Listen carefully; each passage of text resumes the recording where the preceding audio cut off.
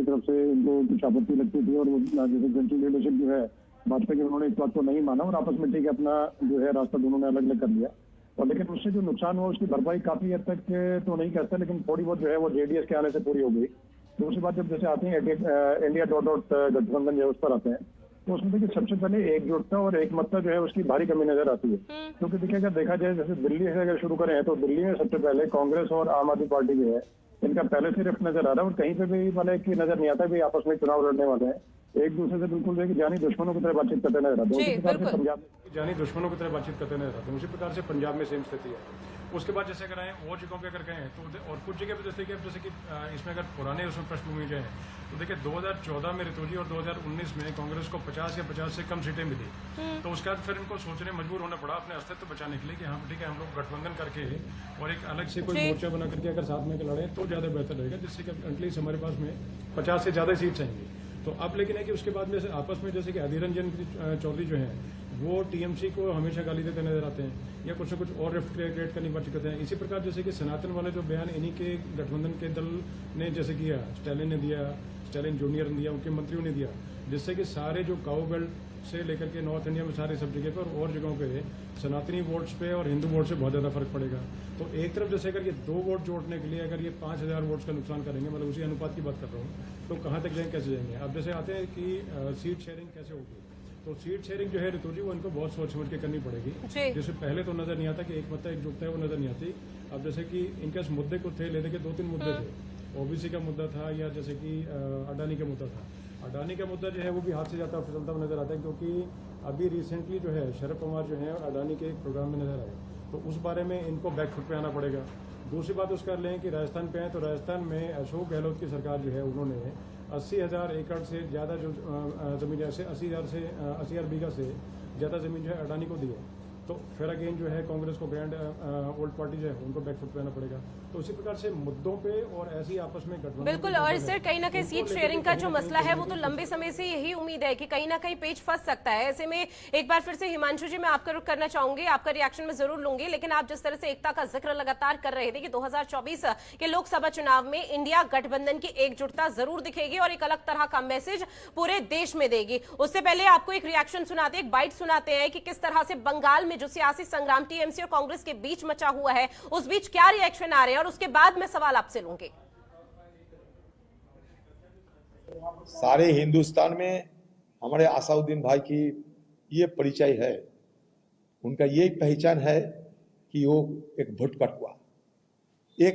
कटुआ की हैसियत से असाउद्दीन साहब को सारे हिंदुस्तान में जाना जाते, और वो भुट कटुआ की जिम्मेवारी संभालते हुए बीजेपी पार्टी से रिश्वत लेते हुए ये अपने सारे चुनावी जो जंग वो लड़ते हैं, सारे हिंदुस्तान को ये पता है कि एक भोट कटुआ असाउद्दीन साहब और बीजेपी के साथ उनका गहरा रिश्ता भी है। जहां बीजेपी हुआ असाउद्दीन भाई, जहां असाउद्दीन भाई हुआ BJP. He is a total frustrated person.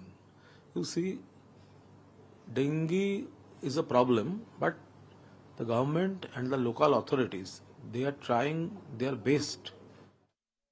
एक बार फिर से हिमांशु जी मैं आपका रुख करना चाहूंगी, रिएक्शन सुने सर आपने, किस तरह से यहाँ पर एक दूसरे को यहाँ पर संबोधित किया जा रहा है तमाम तरह के नामों के साथ की डेंगी है, और यहाँ पर तो ममता बनर्जी की तरफ से ये भी कहा गया कि अपनी सीमा पे रह के कांग्रेस बात करे।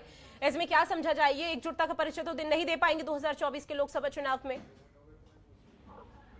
देखिए विष्णु जी, ऐसा है, मैं पहले भी कहा था कि जन समस्या की बातों को उठाना कोई दिक्कत नहीं और इनको सभी लोगों को समझना चाहिए। मैं ये बात को एक्सेप्ट करता हूँ कि छोटे मोटे मतभेद हो सकते हैं, क्योंकि हम वहाँ जनता से जुड़े हुए हैं बंगाल में, तो जनता से जुड़ी हुई समस्या उठाएंगे ही, लेकिन इसका मतलब ये नहीं है कि जो 9.5 का प्रशासन है उससे आदमी कम्प्रोमाइज कर लेगा या उसको उखाड़ फेंकने में कहीं कोई चोर कसर होगा या उसमें हमारी एकता कमजोर पड़ जाएगी। दूसरी बात, हमारे मित्र भारतीय जनता पार्टी से बोल रहे थे, बड़ी गंभीरता से उनकी बात, तो मैं थोड़ा जवाब दूं। सीएजी का रिपोर्ट आ गया है और सीएजी की रिपोर्ट में जिस तरह से भारतीय जनता पार्टी के भ्रष्टाचार का ये दूसरा रिपोर्ट और जिस तरह से भारतीय जनता पार्टी के भ्रष्टाचार को उजागर किया गया है, इन लोगों को नैतिकता, इन लोगों की नैतिकता नहीं कि भ्रष्टाचार कर लोग, इतने भ्रष्ट ये लोग हैं कि इनकी नैतिकता नहीं कि भ्रष्टाचार कर लोग। जितना पैसा इन्होंने खर्च लिया है उसमें से लगभग 2.5 लाख करोड़ रुपया का कोई हिसाब नहीं है, उनका खाता वही सही नहीं है। ये क्या बोले, ये जीएसटी से जो पैसा आया है, ऑन टैक्स से जो पैसा आया है, उसका हिसाब किताब ये नहीं करे, वो पैसा कहाँ गया, इस पर चिंता प्रकट किया गया है। हो सकता है कि अडानी को ये लोग दे दिए हों, अडानी का कर्ज माफ करेंगे, उद्योगपतियों का कर्ज माफ करेंगे, किसानों का कर्ज माफ करने का कोई मतलब नहीं है इन लोगों को। दूसरी बात ये कह रहे थे कि एक अकेला सब पर भारी, एक शेर अकेला आएगा, एक अकेला ऑफिस खेलों का मेला है, कहते हैं अकेला है तो सिर्फ एक शेर अकेला आएगा, कम से कम उनके पास चेहरा तो है, आप लोगों के पास तो चेहरा भी नहीं है। आप लोगों के पास यहाँ जिस तरह से बयानबाजी का दौर शुरू हुआ है, तो आपको खुद नहीं लग रहा है कि इंडिया गठबंधन में फूट की स्थिति देखने को मिल रही है? दिल्ली में आप लोग दोस्ती निभा रहे हैं, बंगाल में आप लोग दुश्मनी निभा रहे हैं, वही हालात पंजाब में नजर आ रहे हैं, बाकी राज्यों में भी यही हालात देखने को मिल रहे हैं। ठीक है, लौटूंगी मैं आपके पास, लेकिन वक्त एक छोटे से ब्रेक का है। ब्रेक के उस पर चर्चा को जारी रखेंगे और किस तरह से अभी यहाँ पर दरार की जो आहट है, सुपुगाहट है, वो अभी यहाँ पर जानेंगे कि किस तरह से चीजें यहाँ पर देखने को मिल पा रही है। वक्त एक छोटे से ब्रेक का।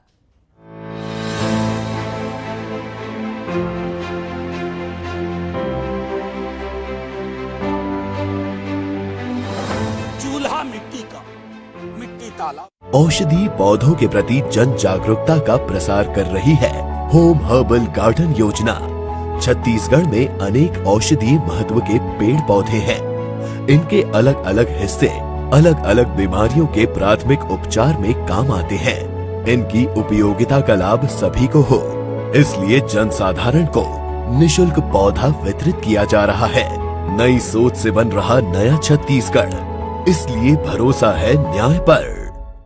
चाहे खरीदना हो अपना घर या हो रिटायरमेंट के लिए फाइनेंशियल प्लानिंग, मुझे फ्यूचर की कोई चिंता नहीं, क्योंकि मेरे पीछे एसएमसी है। SMC, money wise be wise. Investment in securities market are subject to market risks. Read all the related documents carefully before investing.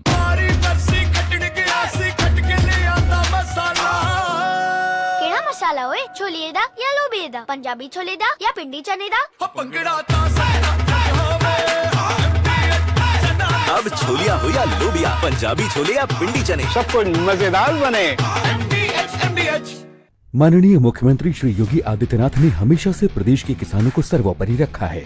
राज्य के 65 लाख गन्ना उत्पादक किसानों को डबल इंजन सरकार ने अब तक 2,16,000 करोड़ रुपए के गन्ना मूल्य का भुगतान कर एक कीर्तिमान स्थापित किया है। आज उत्तर प्रदेश के 45 जिलों के लगभग 70 लाख हेक्टेयर क्षेत्र में गन्ना उगाया जा रहा है और इसका रकबा तेजी से बढ़ रहा है। मुख्यमंत्री श्री योगी आदित्यनाथ जी के प्रयासों से पेराई सत्रों क्रमशः 2016-17 से लेकर 2021-22 तक जो भी गन्ना मूल्य देय था, उसका पूर्ण भुगतान कर दिया गया है।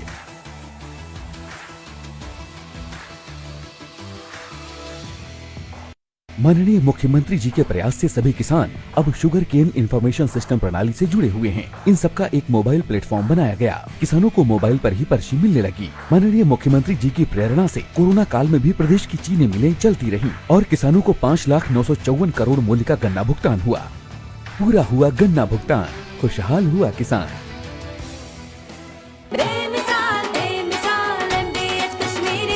लाल रंग इसका अपार, तीखा कम है फिर भी स्वाद। बेमिसाल बेमिसाल MDH कश्मीरी, और कम डाल पर असली डाल। MDH कश्मीरी लाल मिर्च पाउडर। बेमिसाल बेमिसाल MDH Kashmiri, MDH। Excuse me madam, मैं आई गो टॉयलेट? यार ये चूचे के चोंचलों से तंग आ गया हूँ मैं, कभी लेट तो कभी इसका पेट।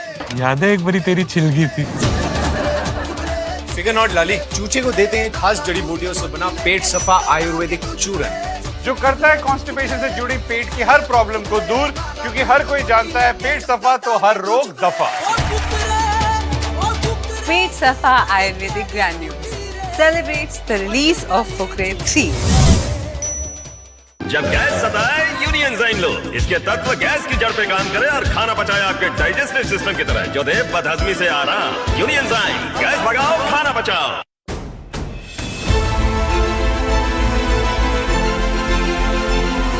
वन्य क्षेत्र में आवागमन सुगम हो, ग्रामीणों को किसी तरह की असुविधा न हो,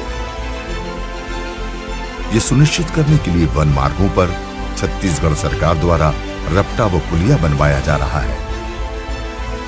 वन मार्गों में सुगम हुई कनेक्टिविटी, इसलिए भरोसा है न्याय पर। आज रेस्टोरेंट से शाही पनीर।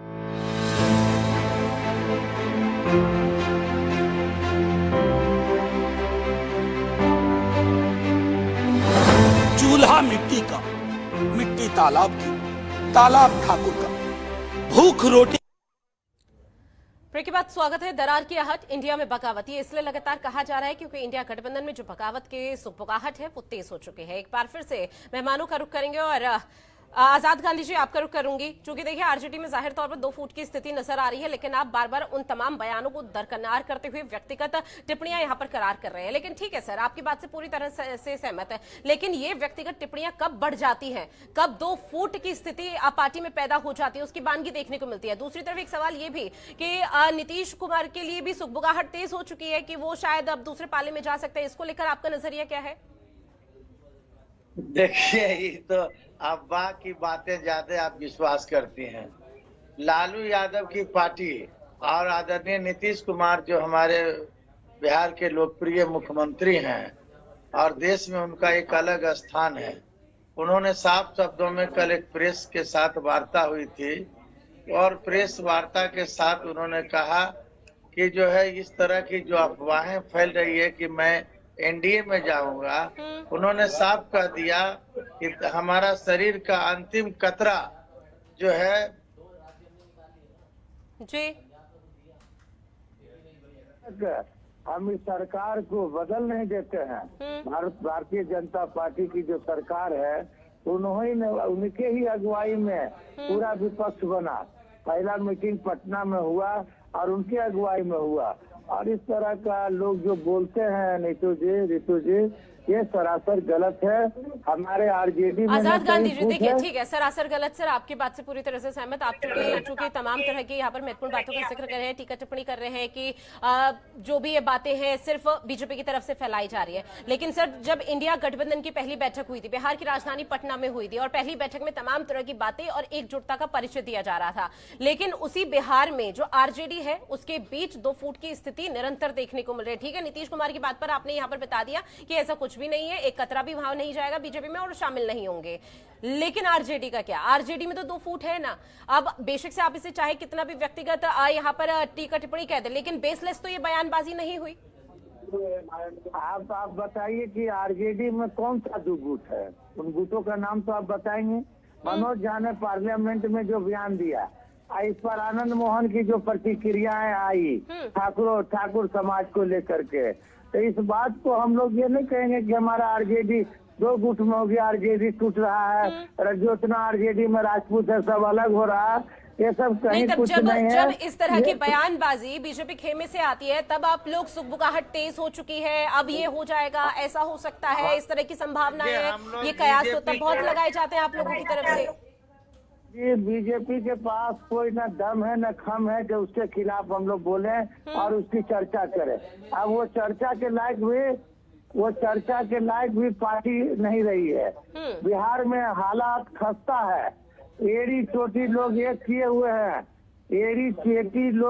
हुए हैं कि किसी तरह से जो है भारतीय जनता पार्टी को वो बचाने के लिए लोग संघर्ष कर रहे हैं।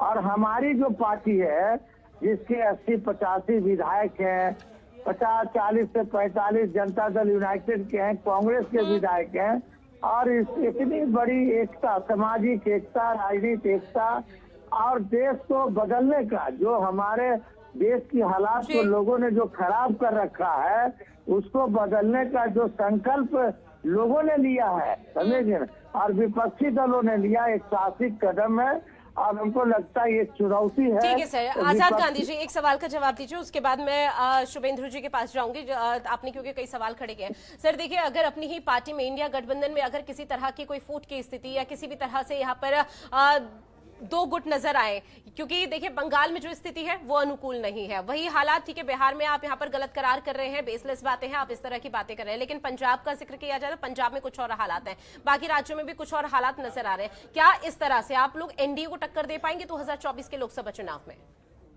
देखिए, मैं दावे के साथ कहता हूँ कि जो स्थानीय कुछ ऐसे मुद्दे होते हैं, क्योंकि देखिए बहुत दिनों से लड़ाई ममता बनर्जी और कांग्रेस की लड़ाई थी, सीपीआई की लड़ाई थी, वो लड़ाई सब समाप्त हो गया। छोटा छोटा बात तो हर जगह होता है, हर पार्टी में होता है। इसका मतलब नहीं है कि हम लोग जो है सत्ता परिवर्तन के लिए कब हुई ये लड़ाई संकल्पित खत्म नहीं है। टीएमसी और कांग्रेस के बीच में? लड़ाई है ही नहीं जो खत्म करने की चर्चा तो हो। बयानबाजी ये क्यों? थोड़ी- बयानबाजी क्यों? मीडिया में सुर्खियां बटोरने के लिए?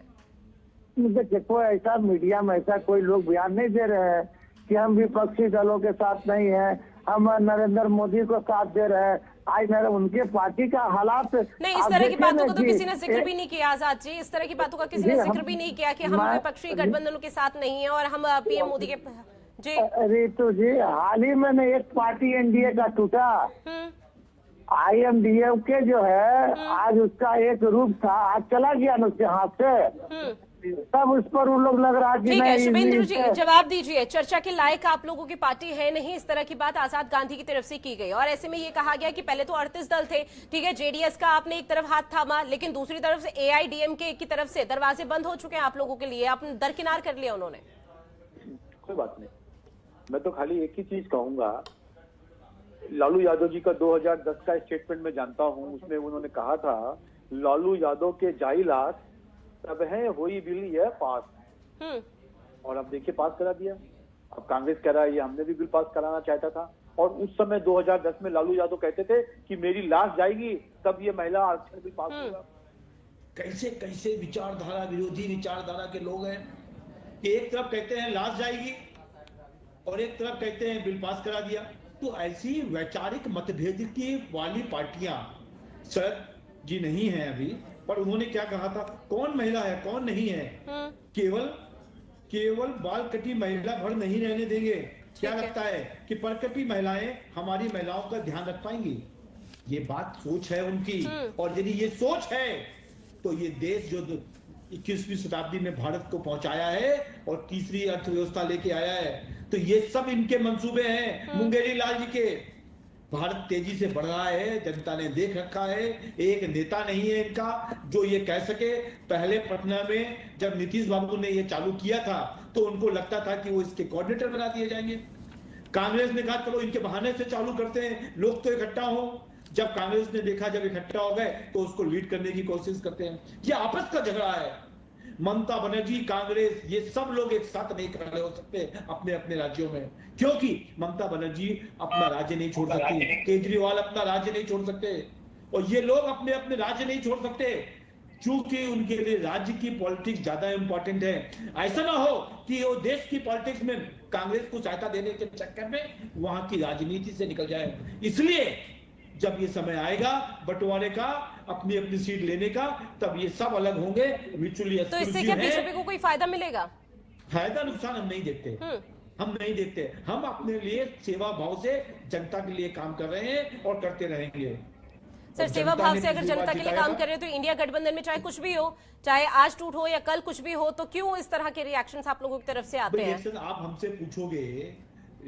आप हमसे पूछोगे कि नीतू जी कि इसमें क्या जवाब देना, नजर तो आप लोगों को भी पूरी इंडिया गठबंधन पर बनी हुई है सर। बिल्कुल होनी चाहिए भैया। ये सुनिए, लव एंड वार और चुनाव, उसमें सब कुछ जायज है। और एक और चीज समझो नीतू जी, हम तो ये लोग तो एक दूसरे को डेंगू मच्छर कह रहे हैं, कोई सनातन धर्म को डेंगू मच्छर कह रहा है, कोई एड्स कह रहा है, राजा साहब कुछ और कह रहे हैं। यदि इस तरीके की विचारधारा है कि साउथ में उधर वो स्टालिन शूट करते हैं और नॉर्थ में जनेऊ पहन के राहुल गांधी घूमेंगे, तो भैया समझ में नहीं आता। अब तो दिल्ली में भी ऐसा सुनने में आया है कि एक टीम रावण, मेघनाद और कुंभकर्ण के बाद इस बार सनातन विरोधी लोगों के लिए भी एक पुतला जलाया जाएगा। तो ऐसा सोच लोगों का जो देश को बंटवारा करना चाहते हैं। आप डीएमके बारे के विषय में सोच लीजिए, वो तो एक जमाने में 1962 में अलग राष्ट्र की मांग कर रहे थे। तो ऐसे लोगों के साथ हमको ऐसे ही विचार में। बिल्कुल ठीक है। हिमांशु जी जवाब दीजिए। हेतु जी, मुझे विश्वास है कि आप बात सुनेंगे और हमारे भारतीय जनता पार्टी के मित्र भी पूरी बात सुनेंगे। आप समय दीजिए मुझे, हर एक बात का मैं जवाब। इस सनातन धर्म की बात कर रहे हैं, भाजपा के 25 से ज्यादा नेताओं का मेरे पास लिस्ट है। हमारे मित्र कहें तो मैं सुना दूं।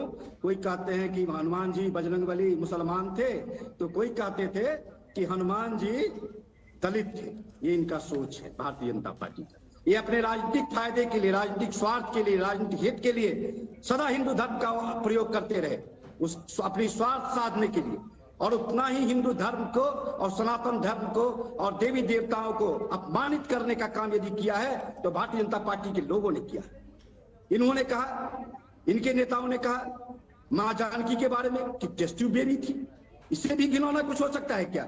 इनके एक नेता ने कहा कि मंदिर में हिंदू धर्म के लोग पूजा करने नहीं जाते हैं, महिलाओं को छेड़ने के लिए जाते हैं। रितु जी, इससे भी शर्मनाक कोई बयान हो सकता है क्या?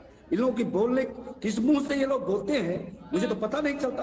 दूसरी बात ये बोल रहे थे कि तीसरी अर्थव्यवस्था और 21वीं सदी की बात कर रहे थे। शर्म आनी चाहिए। तीसरी अर्थव्यवस्था इनका देन नहीं है, ये देन है बहुत बड़े अर्थशास्त्री और वित्त मंत्री रहे थे। ग्लोबलाइजेशन की शुरुआत किया था डॉक्टर मनमोहन सिंह ने, उनके नेतृत्व में ग्लोबलाइजेशन की शुरुआत हुई थी और हम अपने अर्थव्यवस्था को खोला था और उसका देन है कि आज तीसरी अर्थव्यवस्था हम बन रहे हैं। आज इन लोगों ने ये हाल करके रखा है इस देश की अर्थव्यवस्था का कि भुखमरी में हम विश्व के 107वें नंबर पर चले गए। हम पाकिस्तान, अफगानिस्तान और बांग्लादेश से आगे निकल गए हैं। बिल्कुल सर, हम बहुत आगे निकल चुके हैं और आप लोग ग्लोबलाइजेशन और तमाम तरह की बातों का जो लगातार जिक्र कर रहे हैं, हर चुनाव में ये एजेंडा, ये प्रोपोगेंडा बेशक से अपनाया जाता है, लेकिन पंजाब में भी बगावती सुर किसके हो रखे हैं? आप लोगों के तो हो रखे हैं। ऐसे में चाहे प्रताप सिंह बाजवा का जिक्र किया जाए, भगवंत मान वहां के जो मुख्यमंत्री उनका जिक्र किया जाए, उनके बीच क्या सियासी घमासान है वो भी आपको दिखा देते हैं। उसके बाद आपसे मैं रिएक्शन लूंगी। देखो गल इस तरह है, पंजाब कंप्लीटली करजाई हो चुके हैं। कोई रस्ता होर नहीं इन्हां नूं बाहर दा राह विखाण ते डेमोक्रेसी दे विच, लोक राज दे विच इलैक्शन आने वालियां 7-8 महीनों नूं पार्लीमेंट। मेरी अपील है समूह पंजाबियों नूं, हर वर्ग नूं, भावें सिख है, भावें हिंदू है, भावें मुस्लिम है, भावें ईसाई है, भावें साडा दलित वर्ग है, भावें साडियां पछड़ियां श्रेणियां, साडियां भैणां ने। टाइम है 13 ਦੀਆਂ 13 सीटां कांग्रेस ने लड़नियां ने, साडा समर्थन दो। 13 सीटां ते जित्तीए, मैं तुहानूं यकीन दिवाना है सरकार उस तो बाद 13 सीटां जे तुसीं सानूं जिताओगे 2 महीना तो वध नहीं कटेगी, क्योंकि मिनिमम 32 बंदे मौजूदा जिहड़ी आप दी सरकार दे MLA ने मेरे नाल चाचे ने 32 आ गए, 18 साडे कोल नेड़े दे काम पहुंच गया। थोड़ा जिहा लाहौर मारना चित करके छोड़।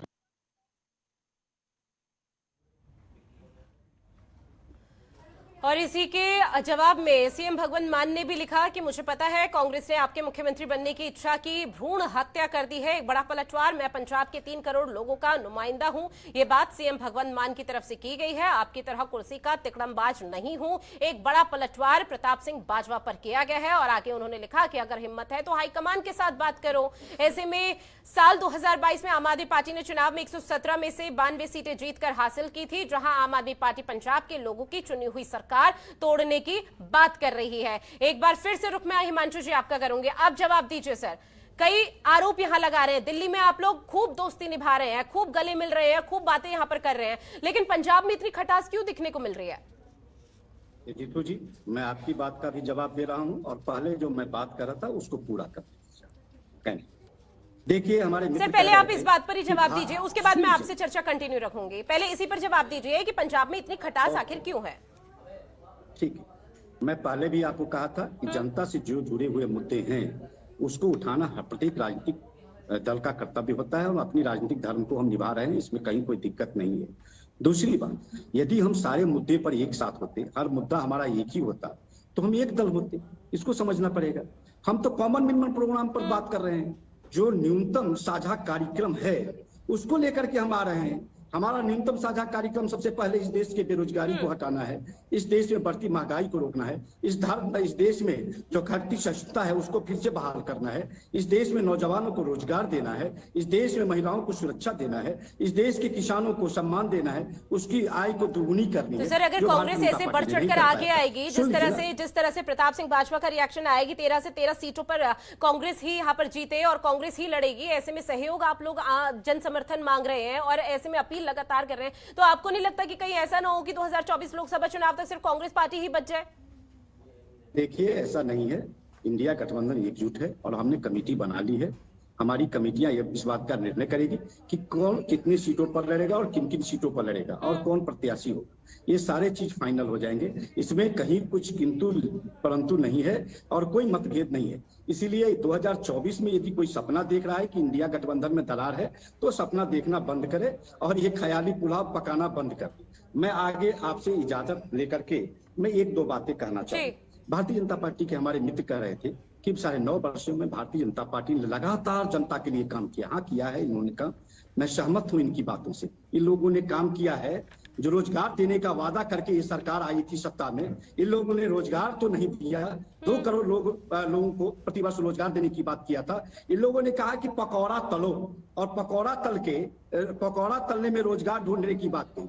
कभी नाली से गैस निकाल करके उससे खाना बनाने की बात कर रहे थे, उससे रोजगार करने की बात कर रहे थे। ये वही लोग हैं जो कहे थे किसानों की आय दोगुनी कर देंगे और किसानों के खिलाफ 3 काले कानून लेकर के आए और 700 से ऊपर किसान शहीद हो गए। 1 वर्षों तक किसान सरहद पर संघर्ष करता रहा, दिल्ली की सरहदों पर। ये वही लोग हैं। इन लोगों ने कहा था कि महिला का सुरक्षा देंगे, लेकिन महिलाओं को किस तरह से इनके सांसदों ने यौन शोषण किया है, पूरे देश में किस तरह से महिलाओं के साथ अत्याचार हुआ है। मणिपुर तो छोड़ दीजिए, हरियाणा की बात कर लीजिए, उत्तराखंड की बात कर लीजिए, उत्तर प्रदेश की बात कर लीजिए, हर जगह हर महिलाओं के साथ अत्याचार और अनाचार हुआ है। ये जो वादे करके आए थे, इन लोगों ने कहा था कि हम काले धन लाएंगे और 15 लाख रुपया प्रति के खातों में देंगे, और ये कह रहे हैं कि ये जुमला था। इन लोगों ने 15 काला धन तो लाया नहीं, लेकिन काला धन को स्विस बैंक में दुगुना कर दिया। ये 15 लाख की बात कर रहे थे, 15 लाख तो दिया नहीं, इन्होंने नोटबंदी कर दिया, नोटबंदी करके लोगों की जान ले ली। यही लोग। ठीक है, बिल्कुल, ये तमाम मुद्दे हैं जिसको लेकर आप लोग लगातार आगे आ रहे हैं। 2024 लोकसभा चुनाव को लेकर अपनी आवाज मुखर कर रहे हैं, और न सिर्फ अपनी बल्कि इंडिया गठबंधन की आवाज मुखर कर रहे हैं। ऐसे में दिनेश जी मैं आपका रुख करूंगी। सर, आपने भी हर राजनीतिक पार्टी के रिएक्शन सुने, तमाम रिएक्शन बंगाल से, बिहार से, किस तरह से जो नेता हैं आरजेडी हो या फिर टीएमसी, उनके नेताओं के लगातार बयान सामने आ रहे हैं। ऐसे में कैसे समझा जाए सर कि क्या वाकई में एकजुटता है और एनडीए को टक्कर देने के लिए इंडिया गठबंधन सक्षम है पूरी तरह से? सबसे पहले देखा जाए, प्रताप सिंह बाजवा का आपने जैसे बयान सुना है, तो उसमें अपने आप में कहने सुनने के लिए कोई चीज बचती नहीं। बिल्कुल।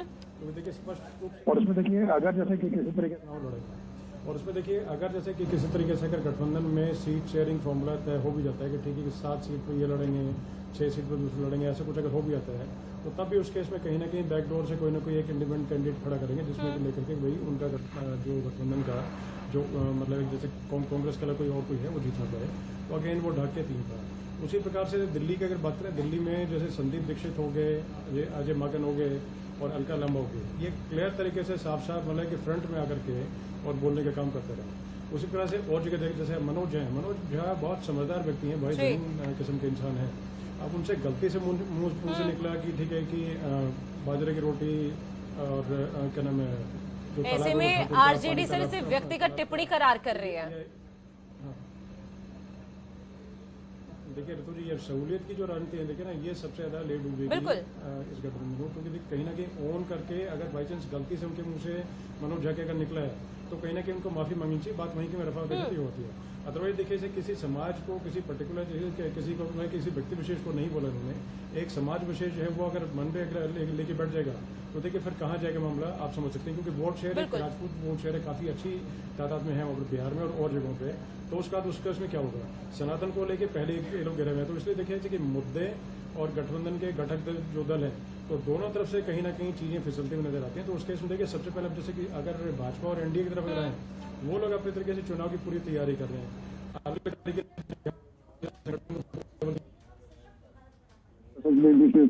जो सांसद उनके समूह बना रखे हैं, इनका अभी तक सीट शेयरिंग फॉर्मूला तय नहीं पाया, वोट नहीं तय हो पाई, तो देखिए कहाँ तक मामला पहुंचेगा। आपस की चीज, आपस के रिफ्ट है, वो तो सर क्या ये मान के चला जाए जो सीट शेयरिंग का फॉर्मूला है वो इंडिया गठबंधन के लिए एक चुनौती बन चुका है, आने वाले समय में मुश्किलों में डाल सकता है? बिल्कुल पूरे तरीके से सीट शेयरिंग का जो फॉर्मूला है वो अहम था। सबसे पहले इनको मुझे लगता है कि मतलब पहली बैठक में ही इसको अगर करके दूसरी बैठक में इसको तय कर लेते हैं तो अच्छा रहता है। लेकिन अभी तक चीजें जैसे हो गई, तो उसमें भी आप जैसे कि मतलब बिहार की बात अगर अभी चल रही थी बीच में, तो सीट शेयरिंग को लेकर जैसे कि बीच में कहीं ना कहीं जब ऐसा लेके जैसे एक कार्यक्रम था, मैंने कुछ अलग करके बताना चाहता हूँ कि नीतीश बाबू जो है, तो जैसे कि आपने गठबंधन का एक कार्यक्रम था उसको छोड़ करके चौधरी चरण सिंह की जो मतलब जयंती कार्यक्रम था, उसको छोड़ के भाजपा कार्यक्रम में गए, तो ये क्या कहलाता है और क्या मतलब क्या संदेश उसको देता है? तो उसी प्रकार से देखिए और चीजें तो आपस में कहीं ना कहीं रिफ्ट नजर आता है और कोई भी समझौता करने को तैयार नहीं है। सब ये चाहते हैं कि मेरे पास में लड्डू है तो मुझे बर्फी मिले, कोई नहीं चाहता कि मेरे बर्फी के टुकड़े में से छोटा टुकड़ा जो है किसी और को दे दिया जाए। ये सोचने मतलब कहीं ना कहीं जो है वो अपने से ज्यादा चाहते हैं। और वो चीज दूसरी उसके अंदर जैसे कि अगर इससे अलग बात करें ऋतु जी, ऐसा है क्षेत्रीय जो पहले उनकी स्ट्रेटेजी चीजें सब चीजें अलग अलग होती हैं और अलग उनके मापदंड होते हैं।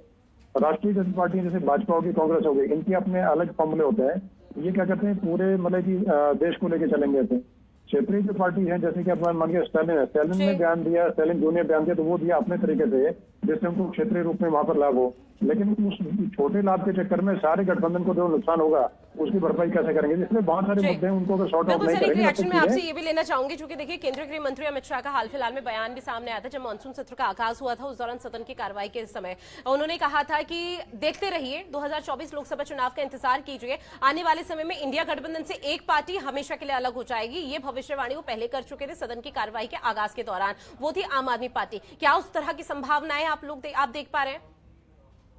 बिल्कुल साफ साफ नजर आता है कि आप और कांग्रेस का, टीएमसी और कांग्रेस का, उसके अंदर आरजेडी और जेडीयू का आपस में रिफ्ट नजर आ ही रहा है। उसी प्रकार से साउथ में कुछ पार्टीज है उनका आपस में कश्मीर और जैसे कश्मीर से लेके कन्याकुमारी से कहीं ना कहीं जैसे चीजें इस तरीके से चलती नजर आती हैं।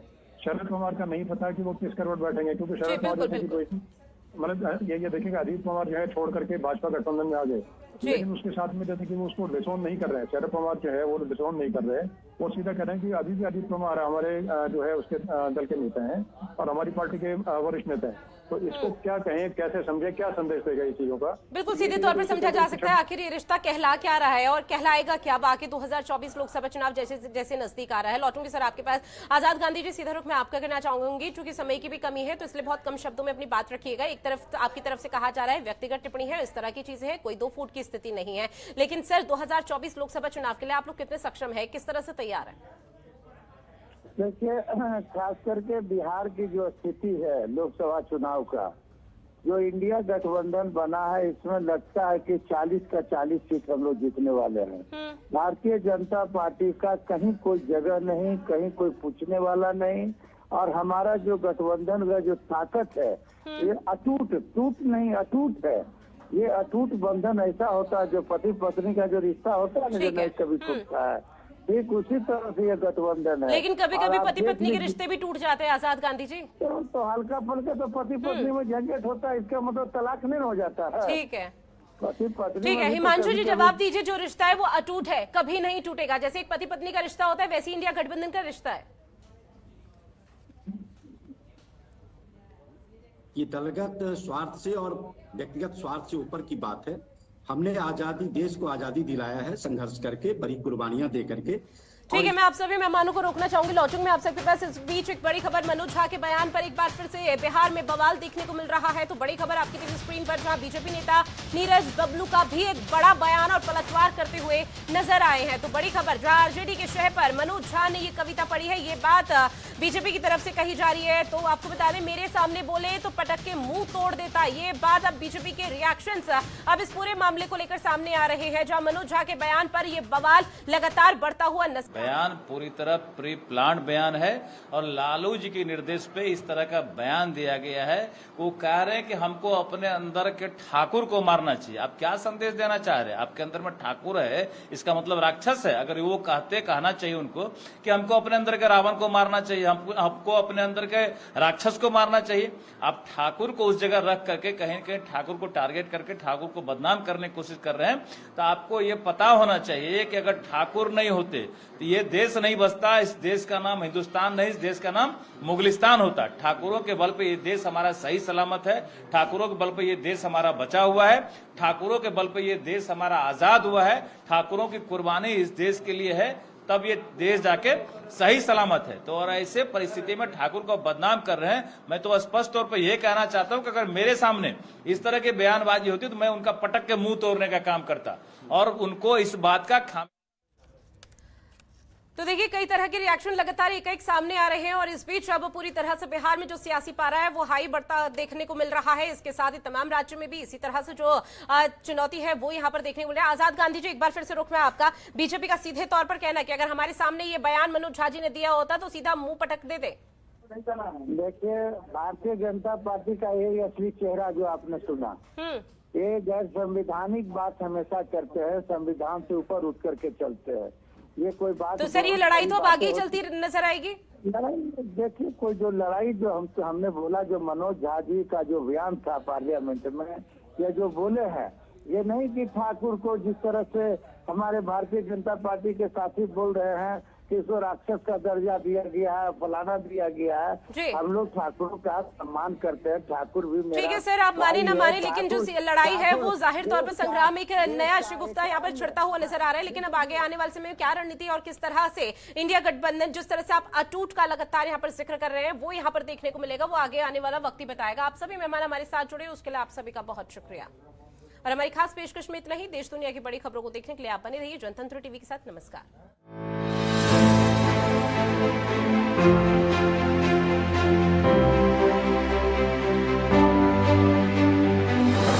चूल्हा मिट्टी का, मिट्टी तालाब की। एक्सक्यूज मी मैडम, मैं आई गो टॉयलेट? यार ये चूचे के चोंचलों से तंग आ गया हूँ मैं, कभी लेट तो कभी इसका पेट। याद है एक बारी तेरी छिलगी थी। फिगर नॉट लाली, चूचे को देते हैं खास जड़ी बूटियों से बना पेट सफा आयुर्वेदिक चूरन, जो करता है कॉन्स्टिपेशन से जुड़ी पेट की हर प्रॉब्लम को दूर, क्योंकि हर कोई जानता है पेट सफा तो हर रोग दफा। पेट सफा Ayurvedic granules celebrates the release of Fukrate 3. गरीबी उन्मूलन की दिशा में छत्तीसगढ़ को मिले 3 अंतर्राष्ट्रीय पुरस्कार। लघु वनोपज आधारित कार्यों और आजीविका परियोजना में उत्कृष्ट योगदान के लिए छत्तीसगढ़ के स्व सहायता समूहों को सिंगापुर में सम्मानित किया गया। हमारे ग्राम स्तर पे जो छोटे मोटे जो समूह थे, उनका रोजगार मुखी कोई काम नहीं चल रहा था, लेकिन अब ऐसा है कि उन ग्राम स्तर के जो समूह हैं उनको रोजगार भी मिल रहा है और उनकी आय है इसमें दोगुनी तरीका से बढ़ोतरी हो रही है। मैं यहाँ जागृति बालिका स्व सहायता में काम करती हूँ। यहाँ पे हम लोग पत्तल सिलाई, थाली दोना बनाते हैं और बेचांदी चिप्स है, आंवला नमकीन, आंवला मीठा नमकीन, ये सब हम लोग बनाते हैं और यहाँ पे हम लोग काम करते हैं। जैसे कि हमारे घर की आर्थिक स्थिति है वो भी ठीक है। बढ़ रहा है छत्तीसगढ़ का मान, इसलिए भरोसा है न्याय पर। प्रकाश हॉस्पिटल, इन्फेक्शन से लेकर ट्रॉमा तक, बाल रोग से लेकर मनोरोग तक, किडनी से लेकर हृदय रोग तक, कॉस्मेटिक सर्जरी से लेकर न्यूरो सर्जरी तक, सभी तरह के रोगों का संपूर्ण इलाज विशेषज्ञ एवं अनुभवी डॉक्टरों द्वारा। Best hospital in Noida, Prakash hospital व प्रकाश इंस्टीट्यूट। शिक्षा में ऐसी ताकत होती है जिससे पूरी दुनिया को बदला जा सकता है। माननीय प्रधानमंत्री श्री नरेंद्र मोदी जी के मार्गदर्शन में जून 2018 में माननीय मुख्यमंत्री योगी आदित्यनाथ जी के नेतृत्व में उत्तर प्रदेश में ऑपरेशन कायाकल्प की शुरुआत की गई। ऑपरेशन कायाकल्प हेतु बजट में 1000 करोड़ रुपए का प्रावधान, 1,64,000 से अधिक शिक्षकों की नियुक्ति, अंतर विभागीय